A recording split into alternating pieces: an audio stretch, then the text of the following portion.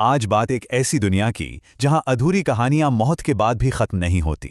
ये कहानी इसी सवाल से शुरू होती है और कहानी का हीरो है क्षितिज।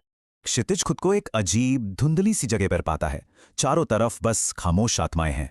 एक आवाज गूंजती है, स्वागत है अतृप्त आत्माओं के जग में। उसे अपनी अधूरी कहानी याद आती है। एक हादसा और सब कुछ खत्म हो गया। क्षितिज को एहसास होता है यहां से निकलने का एक ही रास्ता है, अपना दर्द बांटना। वो सबको हिम्मत देता है और सावित्री नाम की एक औरत अपनी कहानी सुनाना शुरू करती है। उसने अपने बच्चे को तो बचा लिया, पर मां बनने का उसका सपना अधूरा ही रह गया। उसकी कहानी सुनकर एक छोटी बच्ची गुड़िया को भी अपनी बात कहने की हिम्मत मिलती है। गुड़िया भी अपनी मां के लिए तरस रही थी, जिसकी दिल की बीमारी से मौत हो गई थी। क्षितिज को इन दोनों के दर्द में एक गहरा कनेक्शन दिखाई देता है। सावित्री गुड़िया को गले लगा लेती है और उसी पल में दोनों की अधूरी ख्वाहिश पूरी हो जाती है।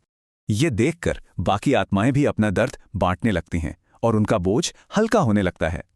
पर एक लड़की, हेतल, अब भी चुप है, बस खामोशी से अपनी 14 कौड़ियां गिन रही है। तभी वहां एक नई आत्मा आती है, धनंजय, जो कहता है कि उसके साथ बहुत बड़ा अन्याय हुआ है। वो बताता है कि कैसे उसे एक ऐसे गुनाह के लिए फंसा दिया गया जो उसने किया ही नहीं था।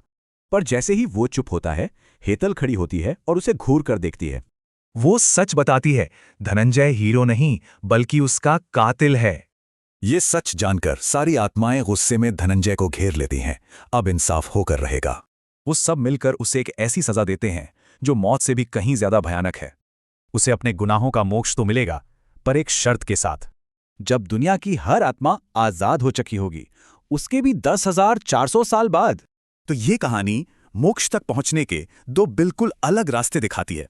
एक रास्ता है हमदर्दी का और दूसरा कर्मों के हिसाब और पक्के न्याय का। तो सवाल ये है कि मोक्ष सिर्फ एक अंत है या अधूरेपन का असली समाधान?